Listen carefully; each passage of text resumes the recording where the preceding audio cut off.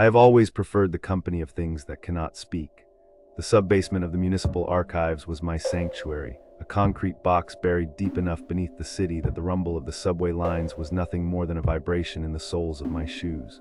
It was a place of controlled climate and absolute stillness. To me, it smelled of patience, of turpentine, dammer varnish, and the slow, inevitable decay of history.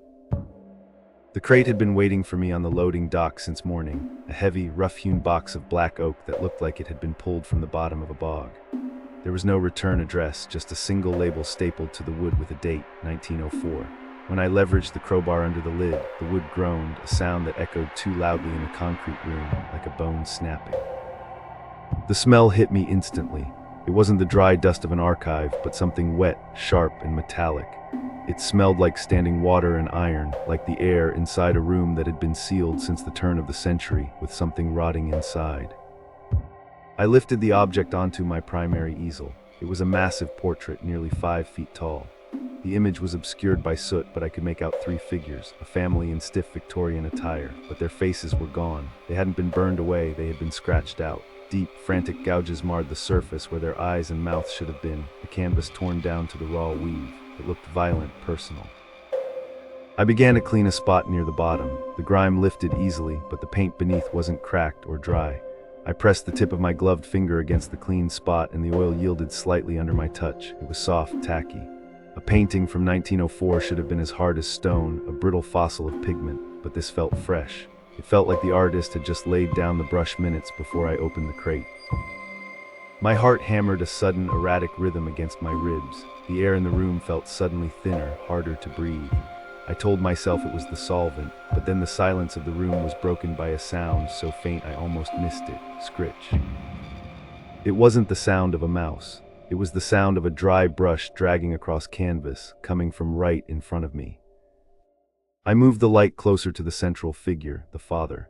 The scratches here were deep trenches obliterating the nose and mouth, but the eyes were the only part that hadn't been scratched out. They were dark, set deep in the sockets. I stopped, my hand freezing midair. When I had first inspected the painting not 20 minutes ago, the father had been looking straight ahead. I was sure of it. But now he wasn't looking at me. His eyes were turned sharply to the left. They were looking past the frame, focusing on the metal tray where I kept my scalpels. I grabbed the reference photo I had taken with my phone. In the photo, the eyes were dead center. I looked back at the painting. Left, the paint around the eyes looked wet, shimmering under the lamp, and the reflections didn't line up perfectly. It was as if the subject had moved in the split second between the photo and now. I reached out and touched the canvas right beside the eye, and the paint gave way like mud. My fingerprint remained impressed into the forehead of a man who had been dead for a century. And then from deep within the wet paint, or perhaps from the wall behind it, I heard a low hiss of wind, though the room was sealed tight. Beneath that came the sound that made my blood run cold, the faint, wet sound of breathing. I backed away from the easel, the metallic taste of old iron coating my tongue. I told myself it was just pareidolia, the mind's desperate attempt to find patterns in chaos, to see faces in the grain of wood. I needed to document this. I needed to hear my own voice to prove that I was the only living thing in this concrete box. I picked up my digital recorder, the plastic cool against my sweating palm. Click, the red light blinked to life, a small, unblinking eye in the gloom. Log entry 4, I said. My voice sounded thin, strangled, bouncing off the concrete walls before dying instantly in the humidity. Subject, anonymous group portrait. Preliminary cleaning reveals unusually soft oil layers. The eyes of the central figure appear to have been altered. Stop, click, play. The speaker hissed to life. My recorded voice returned, tinny and distant. Log entry 4. But the silence between my words wasn't empty. It was filled with a wet, heavy static, a rhythm, inhale, pause, exhale. It was syncing with my own breathing. Every time I paused for air on the recording, the wet sound filled the gap, dragging itself out like air moving through a damp rag. I held the device closer to my ear, pressing it against my skin. On the tape, right after I said altered, the breathing hitched, and then a voice, so low it was barely a vibration, cut through the static. They're listening. I slammed the recorder onto the desk. The sound died instantly, swallowed by the heavy silence of the archive. I looked at the painting. The father's eyes had moved again. They were no longer looking at the tray. They were looking at the recorder. A cold sweat broke across my neck. I stood up, backing away until my shoulders hit the metal shelving units. The air in the room felt suddenly colder, closer, as if the walls had stepped in. Scratch. My eyes snapped to the canvas. The painting was still. Scratch.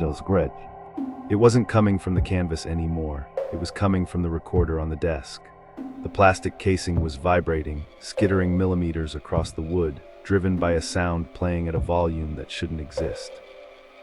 I grabbed a heavy canvas drop cloth and threw it over the easel. The moment the fabric covered the canvas, the scratching stopped. The recorder went still. The silence rushed back in, absolute and suffocating. I let out a breath I didn't know I was holding, but as I turned to grab my coat, a new sound froze me. Not a fall, but a drag, the friction of fabric pulling against wood, a single wet exhale.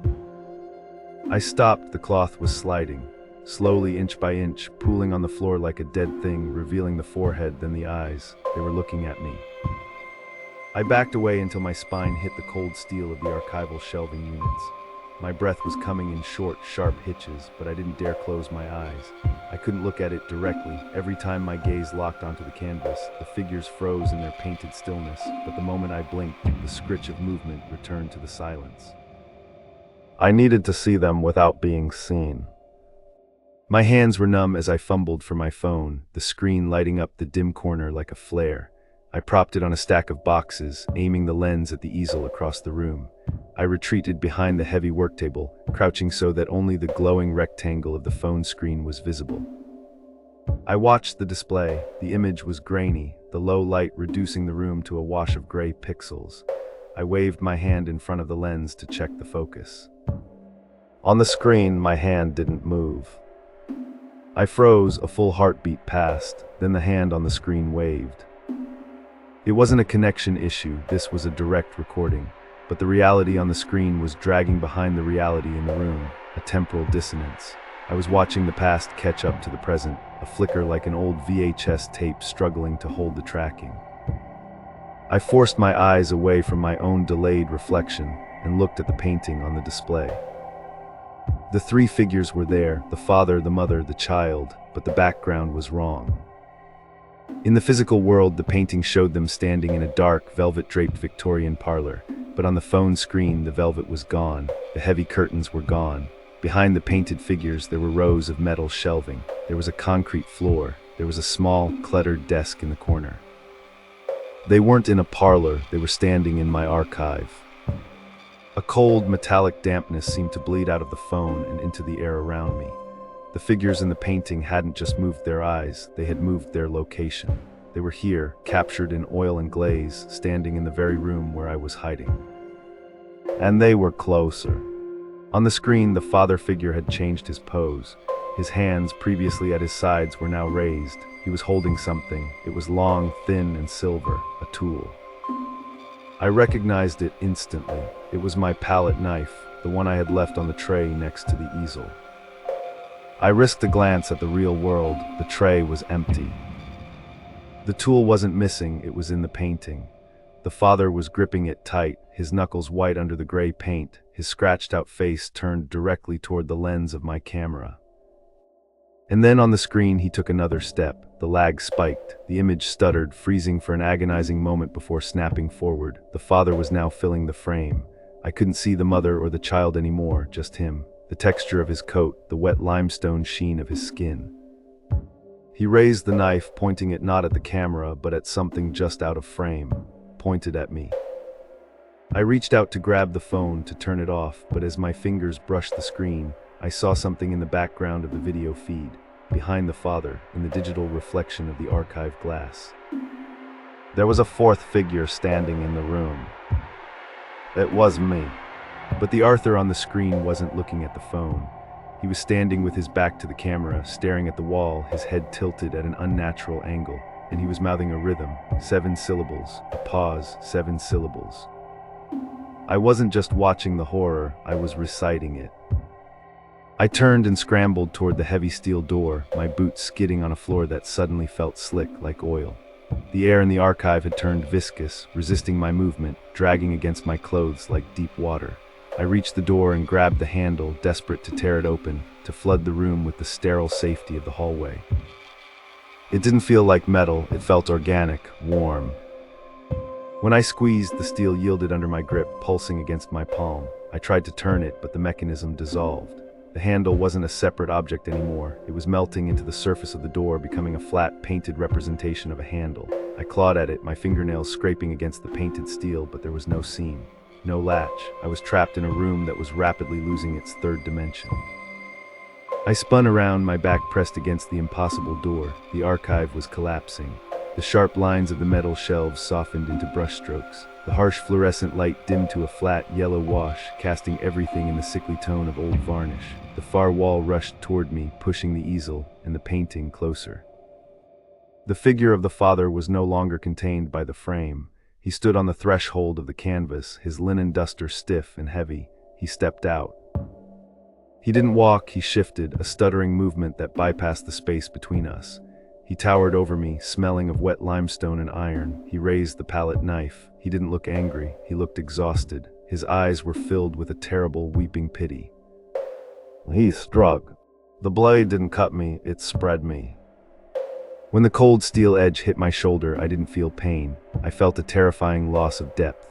The sensation was cold enough to burn, a freezing numbness that flattened my body against the air. I tried to recoil, but my legs were gone. They were two-dimensional shapes of dark trousers painted onto a surface that was no longer the floor. He dragged the knife down my chest, and my ribs collapsed into a single plane. My lungs emptied. I tried to inhale, but there was no space for the breath to go. I was becoming surface. The curator stepped back, his job done. He returned to the center of the composition and froze. Silence rushed back in, absolute, suffocating. I tried to scream, to unhinge my jaw, but my mouth wouldn't open. I could feel the heavy, tacky texture of the paint sealing my lips. Time ceased to mean anything. The lights flickered and died, but I could still see. The darkness was just another layer of glaze. Eventually the door opened, lights spilled in. A young woman entered wearing a lab coat. She walked to the easel, frowning at the canvas. She leaned in, her giant, warm face hovering inches from mine. The composition is crowded, she murmured. There's a fourth figure in the background, a man, screaming. I tried to warn her, I tried to push a sound through the oil, a vibration, 7 beats, a pause, 7 beats. She paused, looking around the empty room. Did you hear that? She waited, then she shook her head, just the wind. She raised her scalpel to scrape away the dirt. I watched the blade come down, and I realized with a fixed, eternal horror, I was no longer Arthur Penhaligon. I was the trap, and she was the next coat.